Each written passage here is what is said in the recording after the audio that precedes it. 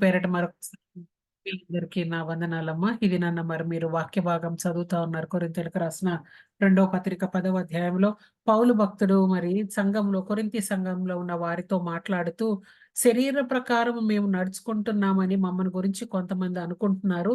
అయితే మేము శరీర ప్రకారం నడుచుకున్నా కూడా మా నడవడి, మా ప్రవర్తన, మా యుద్ధము అంతా కూడా ఆత్మానుసారుల వలె ఉన్నది అని ఆయన మరి సంఘంతో మాట్లాడిన వాక్యాన్ని మీరు ధ్యానిస్తా ఉన్నారు. అయితే ఈ దినాన ఆల్మోస్ట్ అదే క్రమములో దేవుడు నాకిచ్చిన వాక్య భాగము కొరింథీయులకు రాసిన మొదటి పత్రిక మరి 6వ అధ్యాయము 15 నుంచి ఆఖరి వచనాలు 20 వచనాల వరకు పౌలు కొరింథీ సంఘంలో ఉన్న విశ్వాసులతో మాట్లాడిన మాటలను నేను మీతో ధ్యానించాలని ఇష్టపడుతున్నాను. మీ దేహములు క్రీస్తునకు అవయవములున్నాయని మీరు ఎరగరా? కాబట్టి మీరు క్రీస్తు యొక్క బిడ్డల వల్లే మీ అవయవాలను మరి దేవునికి ఇష్టమైన విధంగా మీరు కాపాడుకోవాలని మాట్లాడుతూ పౌలు 19, 20 వచనాల్లో అంటా ఉన్నాడు. మీ దేహము దేవుని వలన మీకు అనుగ్రహింపబడి మీలోనున్న పరిశుద్ధాత్మకు ఆలయమై ఉన్నదని మీరు ఎరుగరా? మీరు మీ సొత్తు కారు, విలువ పెట్టి కొనబడిన వారు కనుక మీ దేహముతో దేవుని మహిమపరచుడి. ఈ లోకంలో మనము ప్రభువుని నమ్ముకున్న వారముగా మనం జీవిస్తా ఉన్న సమయాలలో చాలా సార్లు మనలను మరి లోకము, లోకస్తులు, అదేవిధంగా అపవాది చాలా క్షుణ్ణంగా మానిటర్ చేస్తా ఉంటారు. మన నడవడి, మన ప్రవర్తన, మన నైజము, మన యొక్క నైతిక విలువలు ఇవన్నీ కూడా క్షుణ్ణంగా గమనిస్తూ ఉంటది. అపవాది ఎందుకంటే మనను గురించి క్రీస్తు ఎదుట నేరారోపణ చేయటానికి, లోకం ఎందుకంటే వీరు దేవుడిని నమ్ముకున్నానని చెప్తున్నారు కానీ వారి దేవునికి తగినట్లుగా వారు నడవట్లేదని మనల్ని దూషించటానికి ఎల్లప్పుడూ వాళ్ళు అవకాశం కొరకు వేచి ఉంటారు. అందుకని ఇందాక పౌలు భక్తుడు కొరింథీ పత్రికలోనే మీరు చదివిన వాక్య భాగంలో 10వ అధ్యాయంలో కొరింథీలో ఉన్న విశ్వాసులతో అంటున్నాడు, విశ్వాసులైన మీరు కొంతమంది మా గురించి ఏమనుకుంటున్నారు? మేము శరీరానుసారంగా నడుస్తున్నామని మీరు అనుకుంటున్నారు. ఈ దేహము శరీరంతో చేయబడిన దేహమే. ఈ దేహంలో మేము జీవిస్తున్నా కూడా మేము ఈ దేహములో జీవించేది ప్రభువని, ప్రభువుకి తగినట్లుగా మేము జీవిస్తున్నామని, యుద్ధాలు, పోరాటాలు చేస్తున్నామని మీరు తెలుసుకోవాలని ఆ పత్రిక వారికి రాస్తూ ఉన్నాడు. అయితే అదే విధముగా ఈ లోకములో మనము జీవిస్తున్న విధానము దేవుని ఆలయమైన వారముగా మనం జీవిస్తున్నామా లేదా అనేది చాలా సార్లు మనము మర్చిపోతూ ఉంటాం. మనము రక్షణ పొందాము. రక్షణ పొందినా కూడా రక్షణ పొందిన వారికి తగినట్లుగా నడుచుకోకుండా చాలా సార్లు ఏం చేస్తామంటే దేహము వేరు, ఆత్మ వేరు అన్నట్లుగా మనం రక్షణ వేరు, ఈ లోకంలో నడక వేరు అన్నట్లుగా జీవిస్తా ఉంటాం. చాలా సార్లు చాలా మంది విశ్వాసులు మరి నన్ను ప్రశ్నిస్తా ఉంటారు. మీరు క్రైస్తవులు అంటున్నారు, మీరు బోధించే వాక్యంలో ఇలా నడవాలని ఉంటది కదా! కానీ మీరు చాలా మంది ఎందుకు దానికి విభిన్నంగా నడుస్తారు అని ప్రశ్నిస్తారు. అది చాలా చాలా భయంకరమైన పరిస్థితే. నిజమే అలాంటి ప్రశ్నలకి జవాబు ఇవ్వడం కూడా అసాధ్యం. ఎందుకంటే మనం మనం మనం పెట్టుకున్న టైటిల్ మన వాక్ మ్యాచ్ కావట్లేదని వాళ్ళకి పెద్ద కన్‌ఫ్యూజన్. అందుకని పౌలు కొరింథీ సంఘములో ఉన్న విశ్వాసులకు రాస్తున్నాడు. మీరు లోకములోంచి మీరు ప్రభువుని రక్షకునిగా అంగీకరించారు. రక్షణ పొందారు. రక్షణ పొందిన మీరు ఏ విధముగా జీవించాలి అననంటే, దేవుడు మీలో నివాసం ఉంటున్నాడని దేవుని ఆలయముగా మీరు జీవించాలి. మీరు దేవుని ఆలయమై ఉన్నారనియో, దేవుని ఆత్మ మీలో నివసించుచున్నాడని మీరు ఎరగరా? అని 3వ అధ్యాయంలో ప్రశ్నించాడు సంఘాన్ని. సో, మనము మన దేవుని ఆలయమై ఉన్నాము. ఈ ఆలయము అనేది మరి దేవుడు మనకి అనుగ్రహించినది. ఇది దేహము దేవుని వలన అనుగ్రహింపబడింది. ఇందులో ఆయన నివాసయోగ్యముగా ఉండునట్లుగా ఆయన రక్షణలోకి మనల్ని నడిపించి ఆయన నివాసయోగ్యముగా ఉండే ఆలయాలుగా మనము మార్చబడాలని కోరుకుంటున్నాడు. రక్షణ పొందిన తర్వాత మనము మన సొత్తు కానే కాదు. మీరనుకోవచ్చు అక్క పదే పదే ఇదే వాక్యం చెప్తా ఉంటారు. మాకు తెలీదా మేము దేవుని ఆలయమై ఉన్నామని? మాకు తెలీదా మేము దేవుని ఆత్మ మాలో నివసిస్తుందని? మేము మా సొత్తు కాదని మాకు తెలీదా? మాకు తెలుసు కదా! మరి ఎందుకు చెప్తున్నారు అనంటే చాలా సార్లు ఈ అంశాన్ని మనము మరిచి జీవిస్తా ఉన్నాం ఈ లోకంలో నడిచేటప్పుడు. విలువ పెట్టి కొనబడిన వారకులాగా మన దేహములతో దేవుణ్ణి మహిమపరిచే వారముగా ఉండట్లేదు కాబట్టే దేవుడు బహుశా మనకి ఈ వాక్యాన్ని జ్ఞాపకం చేస్తా ఉన్నాడు. బైబిల్ గ్రంథంలో మనం చదివిన వాక్య భాగంలో కొరింథీ సంఘంలో ఉన్న విశ్వాసులకి పౌలు ఈ యొక్క వాక్యాన్ని రాయటాని వెనుక ఉద్దేశం ఏంటి అనంటే, కొరింథీ సంఘంలో ఉన్న విశ్వాసులు దేవుణ్ణి నమ్ముకొని రక్షణ పొందారు. కానీ రక్షణ పొందిన తరువాత కూడా వారు ఏం చేస్తా ఉన్నారు అనంటే, రక్షణ పొందకముందు వారు చేసే ఆచార వ్యవహారాలు, అలవాట్లను అదే విధముగా కొనసాగింపజేస్తా ఉన్నారు. అది తప్పు కాదనుకుంటున్నారు. అంతరంగంలో దేవుడిని కలిగి ఉన్నామేమో అని అనుకుంటున్నారు కానీ, వారి దేహాలతో మాత్రము దేవునికి ఇష్టమైన విధంగా వాళ్ళు క్రియలు చెయ్యట్లేదు. ఎందుకు అననంటే, ఆ దినాలలో కొరింథీ సంఘములో మరి కొరింథీలో ఒక దేవాలయం ఉండేది. సంఘము కాదు గానీ ఒక టెంపుల్ ఉండేది. అన్యుల దేవాలయం. ఆ దేవాలయంలో మరి ఒక దేవతను ఆరాధించేవారు. ఆ దేవత మరి టెంపుల్ ఆఫ్ డయానా అక్కడ ఉందని చెప్తారు. అది దేనికి సాదృశ్యముగా ఉన్నదంటే, it is considered to be a goddess of sex and love. కాబట్టి ఆ యొక్క మందిరములో మరి అనేక మంది మరి ఫీమేల్ ప్రీస్ట్‌లు ఉండేవారంట. అంటే ఇప్పుడు ప్రస్తుతం మన భారతదేశంలో మరి చాలా మంది దేవదాసీలు అంటారు. అంటే మందిరానికే అంకితము చేయబడి అక్కడే పని చేసుకుంటూ దేవుడే వారి భర్త అన్నట్లుగా చాలా మందిని డెడికేట్ చేసేస్తారు విమెన్‌ని. వాళ్ళక్కడుండి పనులు చేస్తారు. ఆ గ్రామాల్లో ఉన్న పెద్దలకి, ఆ గ్రామాల్లో ఉన్న అధికారులకి వాళ్ళు ఒక టాయ్స్ లాగా వాళ్ళ శారీరక కోరికలు తీర్చుకోవటానికి వాడుకుంటూ ఉంటారు. అదే విధముగా ఆ దినాల్లో కొరింథీ సంఘంలో కూడా కొరింథీ పట్టణంలో కూడా ఒక మందిరం ఉండేది. ఆ మందిరంలో దాదాపుగా 1000 కంటే ఎక్కువ మంది ఆడవాళ్ళని ఆ దేవునికి మరి అంకితం చేసి వాళ్ళక్కడ ఆరాధన చేయటానికని పెట్టబడేవారు. కానీ సింపుల్‌గా మాట్లాడాలంటే వాళ్ళక్కడ ప్రాస్టిట్యూట్స్‌గా ఉండేవారు. ఎందుకు అంటే ఆ దేవుణ్ణి ఆరాధించడానికి వచ్చే వాళ్ళందరూ కూడా వాళ్ళతోటి లైంగికమైన సంబంధం కలిగి ఉండేవారు. అది వాళ్ళ దేవతని ఆరాధించే క్రమము, పద్ధతి అని వారు ఆలోచించేవారు. కాబట్టి ఎంతోమంది ఆ మందిరానికొచ్చినప్పుడు ఆ స్త్రీలతో అక్రమ సంబంధం కలిగి ఉండి, ఆ దేవతను ఆరాధించి వాళ్ళక్కడి నుంచి వెళ్ళిపోతా ఉండేవారు. సో, అలాంటి నైజము, నడవడి కలిగిన అనేక మంది యేసు ప్రభువుని రక్షకునిగా అంగీకరించారు. అంగీకరించిన తరువాత కూడా రక్షణ పొందిన వాళ్ళు ఏం చేస్తా ఉన్నారు అనంటే, ఈ విమెన్ తోటి అదే రిలేషన్‌షిప్‌లో కంటిన్యూ అవుతున్నారు. They never change their life style. They never considered that after being saved we need to live a holy life. పరిశుద్ధంగా జీవించాలి. ఈ దేహము దేవుని ఆత్మ నివాసం ఉండే దేవాలయమని, అటువంటి భయంకరమైన వ్యభిచారము, పాపము చేయగూడదని వాళ్ళు ఆలోచించట్లేదు. ఎందుకంటే వాళ్ళ స్పిరిట్ వేరు, బాడీ వేరు అని అనుకుంటా ఉన్నారు. అయితే ఈ దేహంతోటి ఏమన్నా చేయొచ్చు కానీ ఆత్మ రక్షణ పొందింది కదా! అని అనుకుంటా ఉన్నారు. అదే విధమైన మనస్తత్వము కొరింథీ సంఘములో ఉన్న విశ్వాసుల లాంటి మనస్తత్వము ఈ దినాలలో క్రైస్తవ సమాజంలో ఉన్న వారిలో కూడా ఉన్నది. ఎందుకంటే ఒకప్పుడు రక్షణ లేనప్పుడు మనం ఎలా బ్రతికామో, రక్షణ పొందిన తర్వాత కూడా మార్పు ఏంటనంటే పేరు క్రైస్తవులుగా మారామని సంఘానికి వెళ్తున్నాము, కానుకలిస్తున్నాము. కానీ నడవడి మాత్రము, దేహములో మాత్రము ఆ నడకలో మార్పు కనపడట్లేదు. అంతరంగంలో మార్పు కనపడట్లేదేమో. కానీ ప్రభువు దేవుని బిడ్డలుగా మనము విలువ పెట్టి కొనబడిన వారమని, మన దేహముతో, మన అవయవాలన్నిటితో మనము దేవునికి ఇష్టమైన విధముగా మనము జీవించాలి అని దేవుడు మనకి జ్ఞాపకం చేస్తా ఉన్నాడు. ఎందుకు అనంటే మనము క్యాజుయల్‌గా వరల్డ్‌లీ వాక్ మనము నడవటానికి వీలు లేనే లేదు. పౌలు భక్తుడు చాలా స్పష్టముగా సంఘములో ఉన్న విశ్వాసులతో మాట్లాడుతూ ఉన్నప్పుడు అనేక సార్లు చెప్తా ఉన్నాడు. రోమీయులకు రాసిన పత్రికలో 12వ అధ్యాయంలో మీరు ఈ లోక మర్యాదను అనుసరించకుండా ఉత్తమము, అనుకూలము, సంపూర్ణమైన దేవుని చిత్తం ఏదో తెలుసుకొని ఆ విధంగా నడవటానికని మీరు మనస్సు మారి రూపాంతరము చెందాలి అని చెప్తా ఉన్నాడు. అదే విధంగా మరి రోమీయులకు రాసిన పత్రిక మరి 13వ అధ్యాయము మరి 13, 14 వచనాల్లో గనక మరి మనం చూసినట్లయితే, మనము ఏ విధముగా శరీరానుసారంగా నడవకుండా ప్రభువును ధరించుకున్న వారమై, శరీరేచ్ఛలను నెరవేర్చుకోవటానికి శరీర విషయంలో మనం ఆలోచన చేసుకోకుండా, మన దేహముతో దేవుని మహిమపరచాలి అని అంటా ఉన్నాడు. ఇంకా అదే క్రమంలో అనేక రిఫరెన్సెస్ మనం చూడవచ్చు. కానీ మెట్టుకి దేవుడు మనకేం జ్ఞాపకం చేస్తున్నాడంటే, are we living as if our bodies are the temple of the living God? Do you remember always, and do you remind yourself always that the spirit of the Lord is dwelling within us? మరి పాత నిబంధన కాలంలో మందిరానికి ఒక ప్రాధాన్యత ఉండేది. మందిరం అనేది యెరూషలేము దేవాలయంలో ఉన్న మందిరము కానివ్వండి, అంతకుముందు మోషే చేత నిర్మించబడిన ప్రత్యక్షపు గుడారము కానివ్వండి, అవన్నీ కూడా ఏ విధంగా పరిగణింపబడేవి అంటే, అవి ప్రభు కొరకు మరి ప్రత్యేకింపబడినవి మరి దేవుని కొరకు ప్రతిష్ఠించిన స్థలాలుగా ఉండేవి. ఆ స్థలాలలో దేవునికి ఆరాధన జరిగేది. ఆ స్థలాలలో అనేక మంది యాజకులు క్రమముగా, నమ్మకముగా దేవుడు వారికి ఇచ్చిన పనులను వారు సక్రమముగా నిర్వర్తిస్తూ ఉండేవారు. ఆ స్థలములో అనేకమైన బలి పశువులు అర్పింపబడి, రక్తము చిందింపబడి, మనుష్యుల పాపముల నిమిత్తము అదంతా కూడా మరి ప్రక్షాళన చేయటానికని ఆ స్థలములో రక్త ప్రోక్షణ జరిగేది.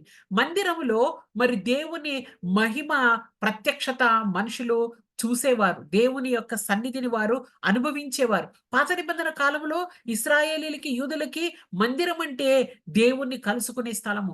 మనుషులు దేవునితో మాట్లాడే స్థలము. దేవుడు మనుషులతో మాట్లాడే స్థలము. ప్రత్యేకింపబడిన స్థలము. ప్రోక్షింపబడిన స్థలము. మరి అది దేవుని మహిమ చేత నింపబడిన స్థలము. అదే విధముగా క్రీస్తు ఈ లోకములోనికి వచ్చిన తర్వాత మందిరములో ఉన్న మహిమ క్రీస్తులోనికి ఆరోపింపబడి యేసు ప్రభు ఈ భూమి మీద జీవిస్తా ఉన్న సమయంలో ఆయన చేసిన పనులను బట్టి దేవుని మహిమను ప్రతిఫలింపచేస్తూ, తండ్రి మహిమను ప్రతిఫలింపజేస్తూ, ఆయన శిలువ మరణం పొందే సమయంలో మందిరములో ఉన్న తెర చినుగుట ద్వారా మానవాళికి అందరికీ కూడా దేవునితో సంబంధము కలుగునట్లుగా ఆయన తెరను చింపివేసి మనందరము కూడా ఆ ఆలయములో అతి పరిశుద్ధ స్థలములోనికి మనకి కూడా ప్రవేశము కలుగునట్లుగా ద్వారం చేసి ఆయన యందు విశ్వాసం ఉంచిన మనకు రక్షణ దయచేసి మనము కూడా ఆయనతో రిలేషన్‌షిప్ లో ఎస్టాబ్లిష్ అయ్యి ఒక దినాన మనం ఆయనతో కూడా ఉండే స్థానంలోకి మనం హెచ్చింపబడాలని ప్రభువు మనలను ప్రేమించి రక్షణను దయచేశాడు. ఈ భూమి మీద రక్షణ పొందిన మనము ఆయన భూమి మీద ఏ విధంగా పరిశుద్ధంగా జీవించాడో, తన తండ్రి పరిశుద్ధుడు గనక ఆయన ఏ విధంగా పరిశుద్ధంగా జీవించాడో, ఆయన ఏ విధంగా ప్రత్యేకింపబడిన వాడిగా జీవించాడో, ఆయన ఏ విధంగా తన తండ్రి పనుల మీద ఫోకస్ పెట్టి జీవించాడో, ఆయన ఏ విధముగా అక్రమం చేయక దేవుని చిత్తము చొప్పున నడుచుకున్నాడో, ఈ మందిరాలైన మనము కూడా అదే విధముగా జీవించాలని ప్రభు మనకు ఒక మార్గదర్శకంగా ఆయన చూపించి వెళ్ళాడు. కాబట్టి మనము కూడా ఆ విధముగా దేవుని మందిరాలముగా, కదిలే మందిరాలముగా, మహిమ మందిరాలుగా మనల్ని మనం ట్రీట్ చేసుకొని ఆ విధంగా మందిరాలుగా పరిశుద్ధంగా జీవిస్తున్నామా? పాత నిబంధన కాలంలో మందిరం అంటే it's perfectly dedicated for God and God dwelt in that place. అదే విధముగా రక్షణ పొందిన మనము కూడా మందిరాలమై ఉన్నాము. Perfectly dedicated for God and for the glory of the Lord to dwell in our lifes.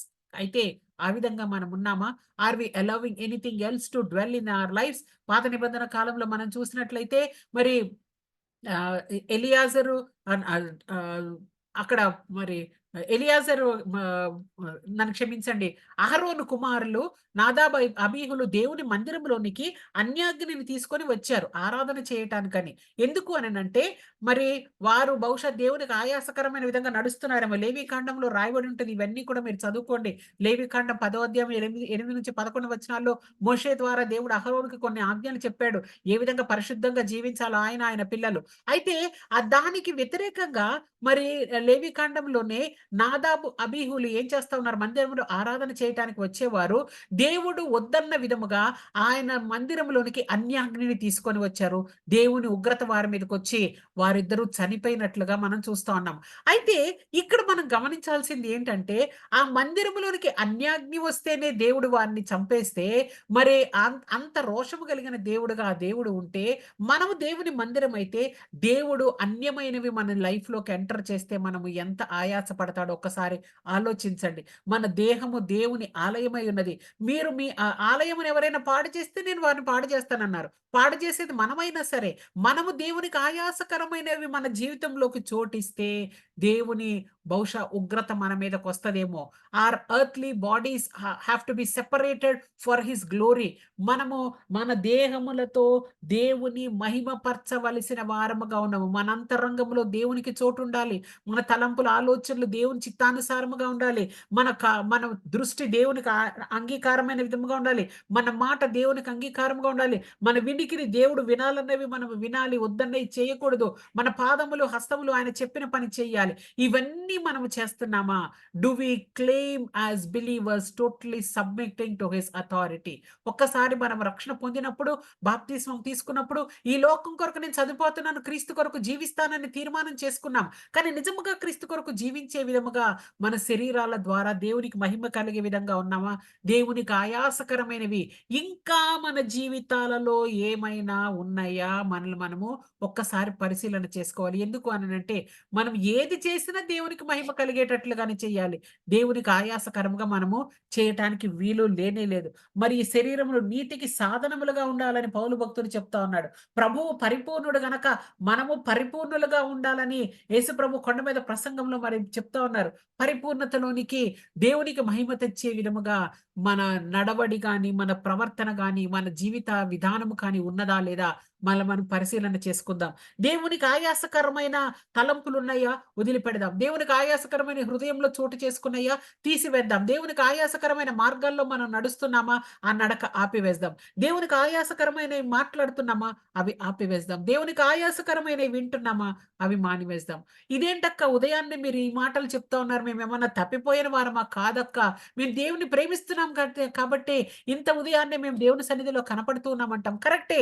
ఇది మనకు ఆచారం కాకూడదు. ఆచారబద్ధముగా దేవునితో నడవటం కాదు.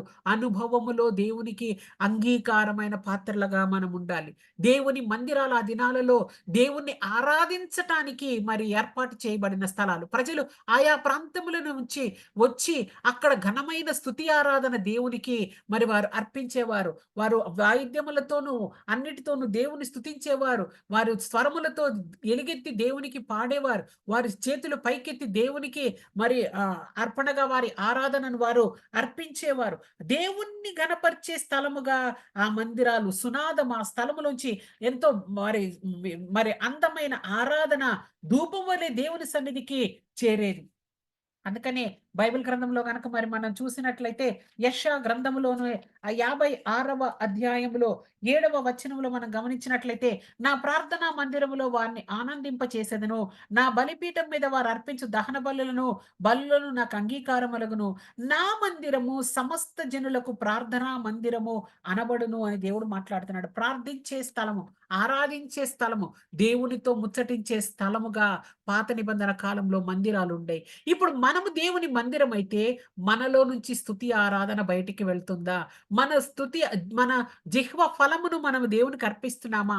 మన హృదయములోంచి ప్రార్థన దేవుని సన్నిధికి ధూపము వలె వెళ్తుందా?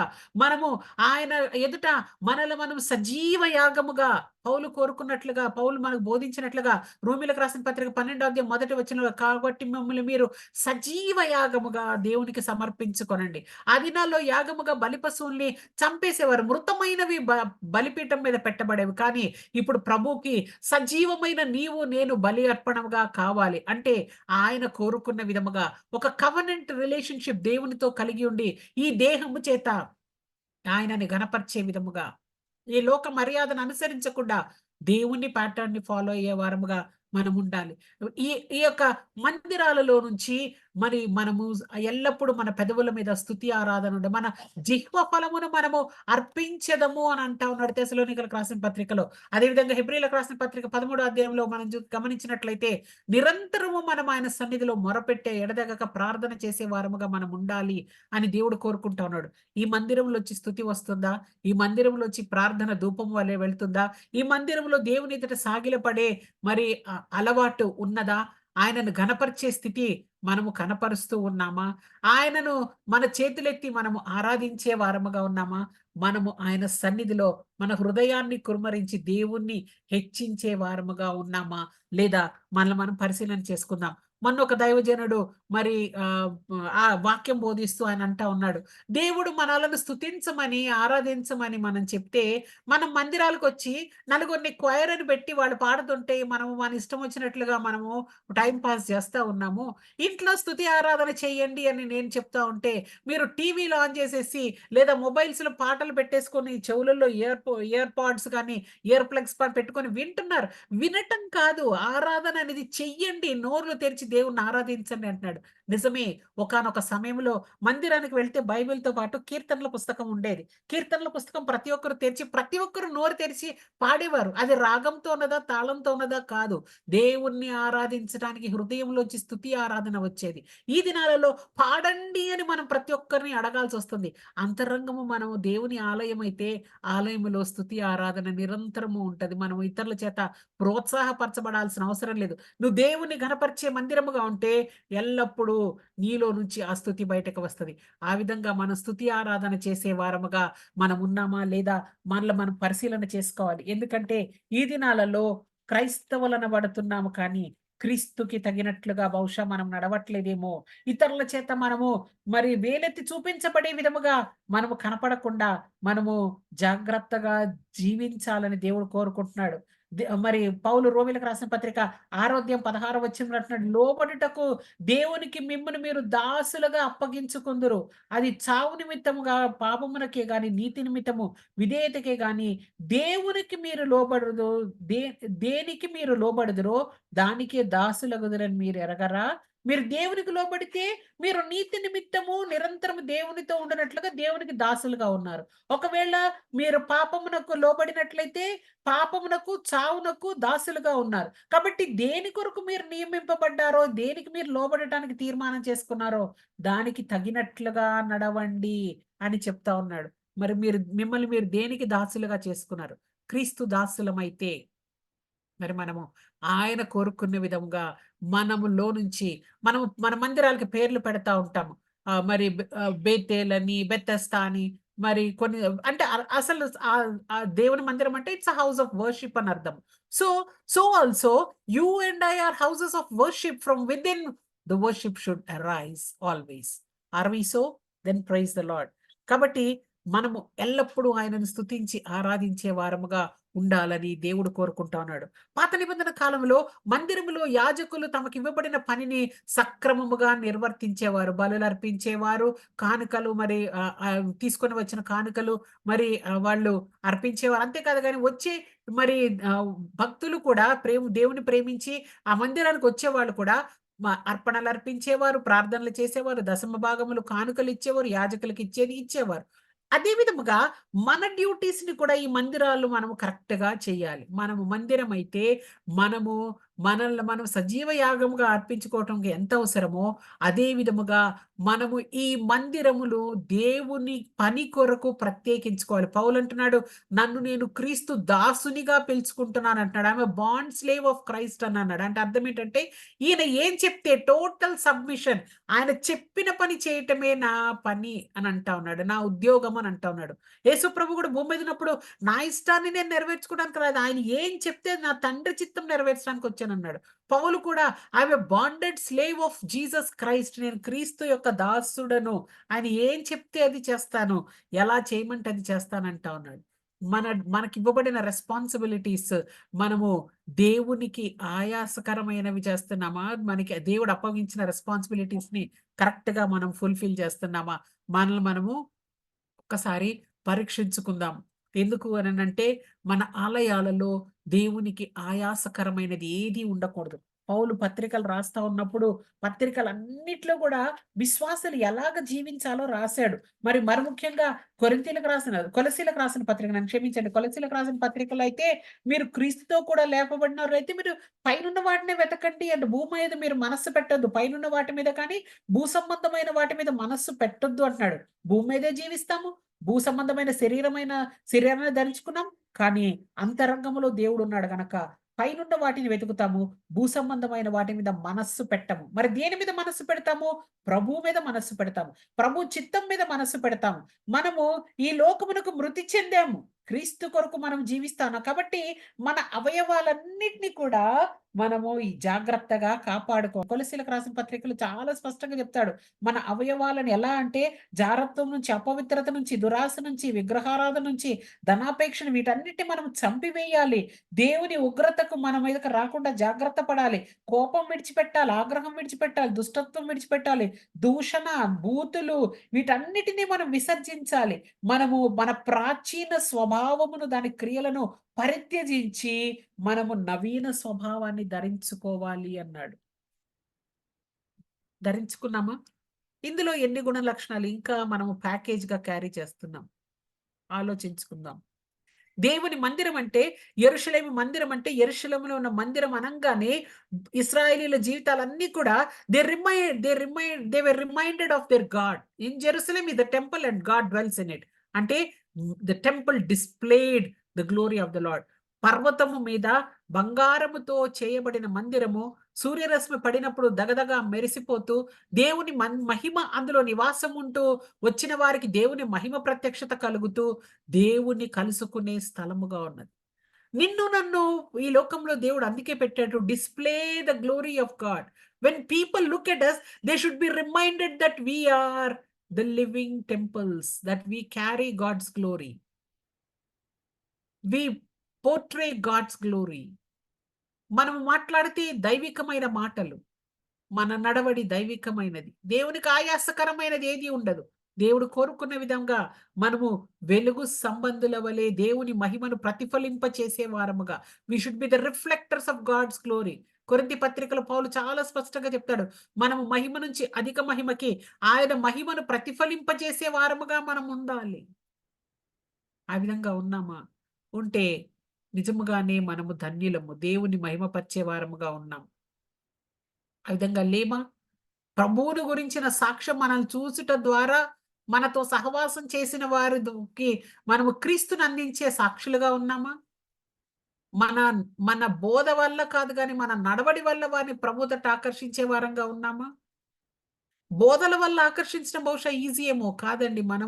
మనమే ఒక ఒక ఆహ్, టెస్టమెంట్ న్యూ టెస్టమెంట్‌లో ఉన్న ఆ గాస్పెల్స్ 4 గా గాస్పెల్స్ కాకుండా మనము ఒక gospel. Practically, people may not read the Bible, but they will look at you and me. Are we glorifying God with the body God gave us? ఇప్పుడు నేను ఒకసారి బైబిల్ స్టడీ చేద్దాము. అసలు ప్రభు ఏమేం కోరుకున్నాడో మన నుంచి అని నేను ఆలోచిస్తా ఉన్నాను. హృదయం గురించి మనం ఆలోచిస్తే హృదయం ఎట్లా కాపాడుకోవాలో చాలా విస్తారంగా దేవుడు చెప్పాడు. అంతేకాదు గాని మన కనుచూపు గురించి దేవుడు మాట్లాడాడు బైబిల్‌లో. మీరు సమయం ఉన్నప్పుడు మీరు ఇవన్నీ స్టడీ చేయండి. లేదా మన మాట ఎలా ఉండాలి? మనం ఎలా వినాలి? మన చేతులు ఎలాగ పని చేయాలి? మన పాదములు ఎలా నడవాలి? మన మోకాళ్ళు ఏ విధముగా దేవుని సన్నిధిలో వంగాలి? మనం ఏ విధముగా సంపూర్ణముగా దేవుని ఆలయమై ఉండాలనేది నేను రాసుకుంటా ఉన్నాను. అంటే with all the organs how God expects us to worship him అనేది నేను మెడిటేట్ చేస్తా ఉన్నాను. Wow! So wonderfully the Bible teaches us how we should use the organs which God gave us. Yes, they are given for our benefit, but they are also given as organs to glorify God. మనం ఈ లోకంలో జీవిస్తున్న మనం ఎంతగా ప్రభువు యొక్క మహిమను ప్రతిఫలింపజేస్తున్నాం ఆలోచిద్దాం. నిన్ను నన్ను చూసిన వారు ఎంతమంది వీరు క్రీస్తుని మహిమను ప్రతిఫలింపజేస్తున్నారని అనగలుగుతా ఉన్నారు. లేదా మనము ఆచారబద్ధంగానే మనము నడుస్తూ అనుభవములో ప్రభువుని కలిగిన వారముగా ఆత్మ సంబంధమైన వారంగా ఉన్నామా? లేదా ఆత్మను కలిగి ఉన్నామనే భ్రమలో ఉంటూ లౌకికమైన ఆత్మను కలిగి ఉన్నామా? Bible discusses about three categories of believers. One, carnally minded. Another is naturally minded. The other is spiritually minded. ప్రకృతి సంబంధమైన మనిషి, శరీరానుసారమైన మనిషి, ఆత్మానుసారమైన మనిషి. సమయం ఉంటే ఇంకెప్పుడన్నా నేను వీటి గురించి మీతో మాట్లాడతాను. ఎవరు ప్రకృతి సంబంధమైన మనుష్యులు? ఎవరు శరీరానుసారమైన మనుష్యులు? ఎవరు ఆత్మ సంబంధమైన మనుష్యులు? ఈ 3 కేటగరీస్ మన మధ్యనే ఉంటారు. సంఘాలలోనే ఉంటారు. కానీ ప్రభు కోరుకునేది ఆత్మానుసారులు. మనం ఏ కేటగరీలో ఉన్నామో చాలా సార్లు మనము ప్రకృతి సంబంధులుగా ఉంటూ మనం ఆత్మానుసారులు అనుకుంటాం. కొన్నిసార్లు శరీరానుసారంగా ఉంటూ ఆత్మానుసారులు అనుకుంటాం. భ్రమలో ఉంటాం. కానీ సంపూర్ణముగా ఆత్మానుసారులుగా నడిచే వాళ్ళ కొరకు ప్రభు చూస్తున్నాడు. మీరు అడగొచ్చు, "అక్క నువ్వు పర్ఫెక్ట్‌లీ ఆత్మానుసారంగా" అంటే లేదు, నేను ట్రై చేస్తున్నాను. I am learning to be a person who will walk spiritually minded గా ఉండాలని నేను కూడా ప్రయాస పడుతున్నాను. So what God expects from us ultimately కొండ మీద ప్రసంగంలో యేసు ప్రభు మత్తయి సువార్త 5వ అధ్యాయంలో ఆఖరి వచనములో ఆయన ఒక మాట చెప్పాడు. ఆ ఒక్క వాక్యాన్ని చదివి నేను ముగిస్తున్నాను. మాథ్యూ 5:48 మీ పరలోకపు తండ్రి పరిపూర్ణుడు గనక మీరును పరిపూర్ణులుగా ఉండెదరు. Because your Father in heaven is perfect, you also will be perfected. How? When we transform these bodies into temples of Christ. క్రీస్తు కోరుకున్న విధంగా జీవిస్తే, ఆ విధంగా జీవించడానికని ఎఫర్ట్ పెట్టాలి. Easily it doesn't happen. You need to work out. So we will put an effort to be temples which will be a places where God is glorified, or God's glory is displayed through these temples. That we are the living temples where God dwells, and we portray the glory of the Lord through our walk, our talk, our everything, our behavior, our attitudes and attributes.